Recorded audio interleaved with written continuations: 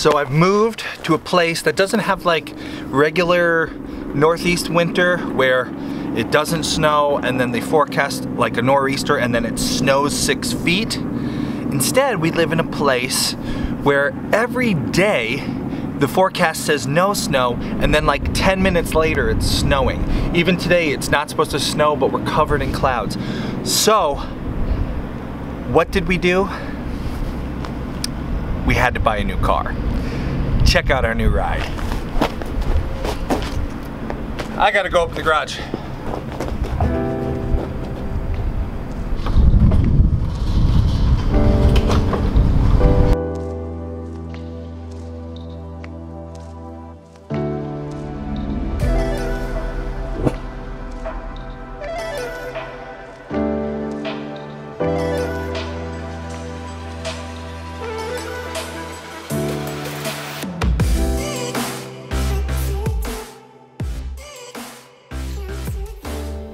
That's right, our new car is a Chevy Suburban, and this thing is fully loaded.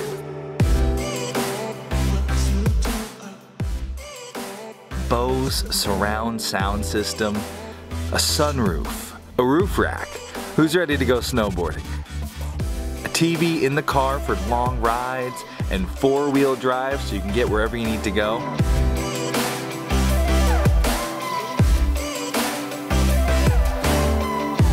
And an odometer reading 139,000 miles. Wait, what?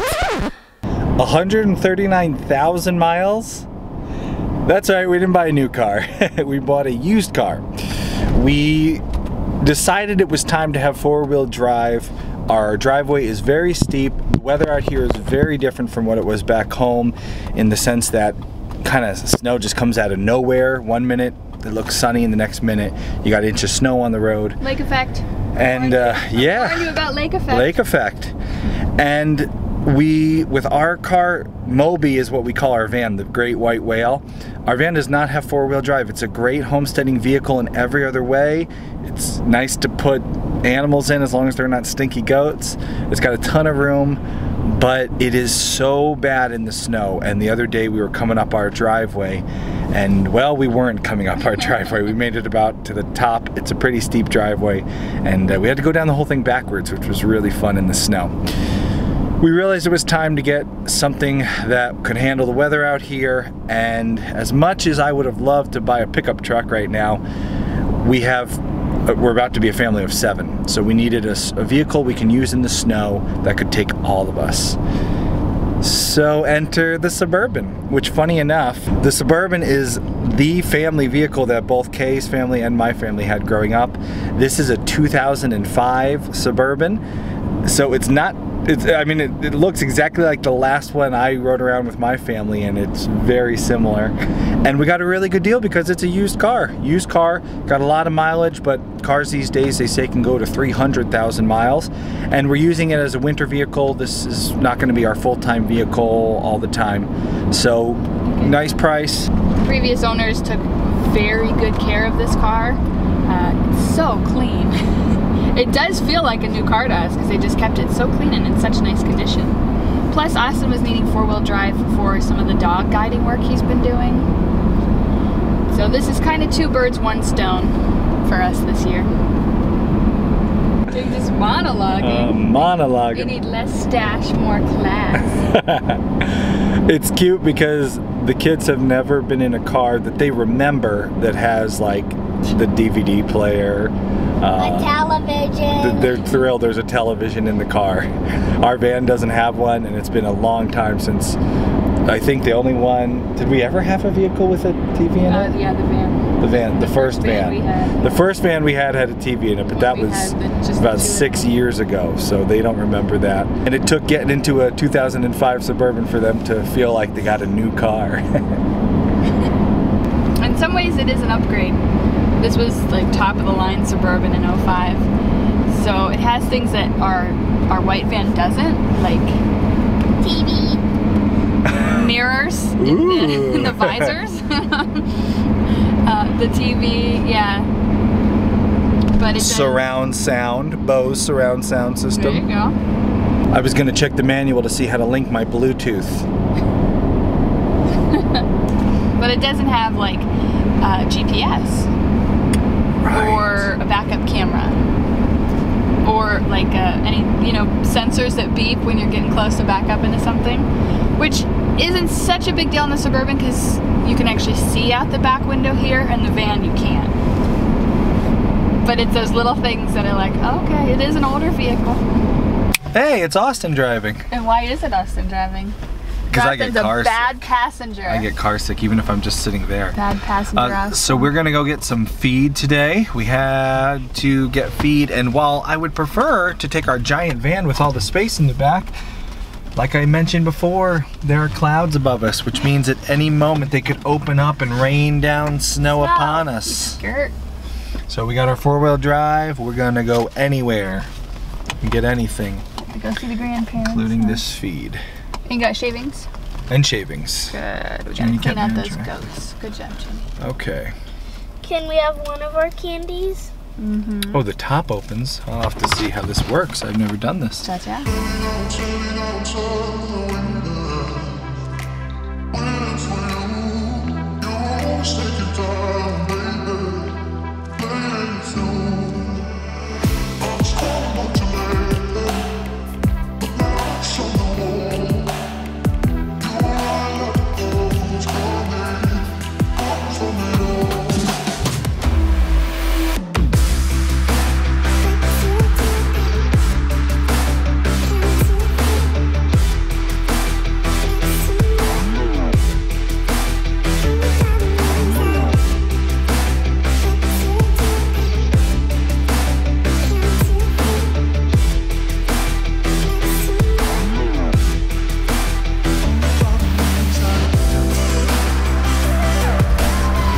So there is the brand new to us, but definitely not new, Chevy Suburban 2005. We did not get rid of Moby. We still have our big family van. That is a much newer vehicle. We bought that vehicle a couple years ago now, and maybe you're wondering, why did we just buy a vehicle that's as old as, you know, it's older than my kids? And the real reason, wow, it just hit me. I graduated high school when that Suburban was made. There's a throwback. Why do we buy a Suburban that was made when I graduated high school? Nowadays, the way we handle our finances, we avoid debt like the plague. So I get asked from time to time, how are you able to live this lifestyle where you're a YouTuber, you're living a lifestyle business on YouTube, you're able to do the homesteading stuff you love, the hunting and the fishing. Our job is just vlogging. When it comes to work, what I do still from time to time work with clients on media projects, but 90% of my income is the vlog. We're not earning as much money as I used to make with my media business. A couple years back, I started a marketing and digital media business where I made videos and podcasts for people, helped them with websites and that sort of thing. And that business, I made a lot more money, which was nice. And at the time I was making a lot more money, we were paying off debt right and left. We purchased our NV as a new car at the time. We paid off that loan in less than a year for the new car. We paid off all the existing debt that Kay and I had, which was minimal. When it came to debt, Kay and I both grew up in families that encouraged us to lead simple lives and avoid getting into debt. Getting out of high school, I did not rack up any kind of debt. I didn't go to college. I didn't rack up that student debt.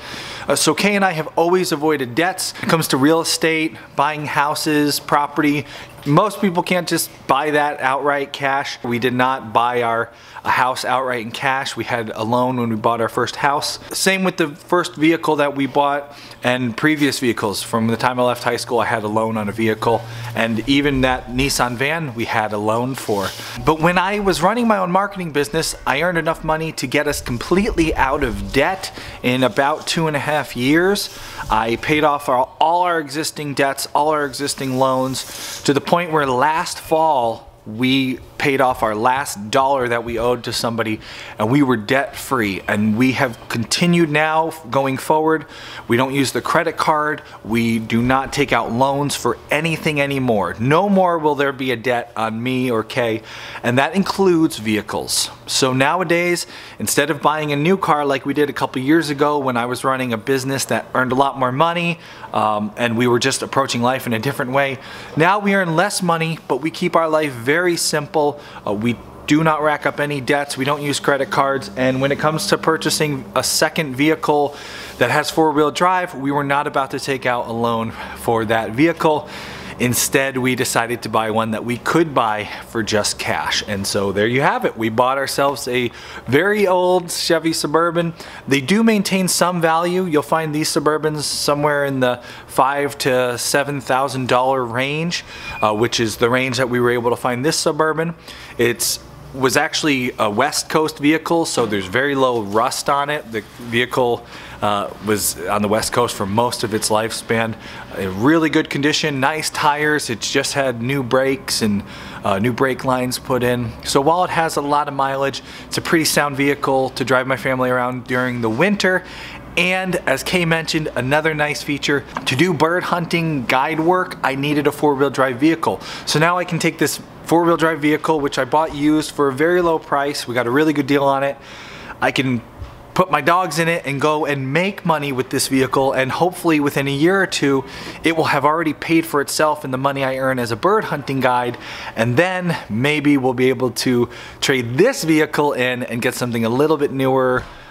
Maybe wind up replacing our van with something newer that's four-wheel drive. But again, we will do it without going into debt.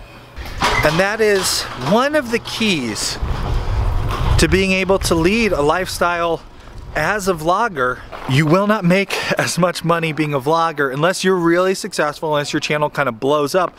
But doing like what I do, the rate that we've grown, you will not make a ton of money doing this. But me and Kay very much value our lifestyle more than the dollars that we earn.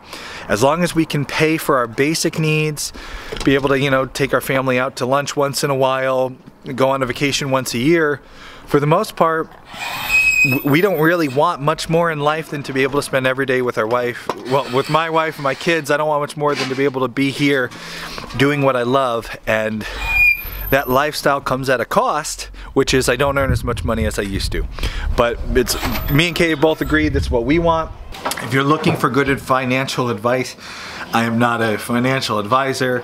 I am not some financial genius. I just followed the advice of, we read Dave Ramsey's books about getting out of debt. We followed his basic debt snowball plan, which is you start aggressively paying off your smallest debts first, and as those disappear, the money you applied to those small debts is now freed up to pay off larger debts. And like I said, it took time. For me and Kay, it took about the 2.5 years. It takes time, but Dave Ramsey, he definitely a good source for advice on getting out of debt. I'll have a link below to the book that we read to get us out of debt. And if you're interested in getting your own family in a debt-free lifestyle, this room's a bit of a mess. I want to show you something. This is the feed room here. You've seen us working out of this feed room. There's the feed bins. They were actually against this wall previously. We have 6 of those really nice feed bins. They were made with help from, well, they were made completely by my father-in-law at his fabrication shop. He made them back when this was my mother-in-law's barn. Awesome storage system, but the room itself is a disaster because we just have like all kinds of stuff in here that we don't really need. Tools hanging above me. What it means is when we get like big feed deliveries like we got today, I don't even have a good place to put them. They're kind of out in the middle of the barn. This is all gonna change. I've been reading a book, another book I can recommend called The Lean Farm. I'll have a link below. We're gonna talk a lot more about the Lean Farm book in upcoming videos because it's really good advice.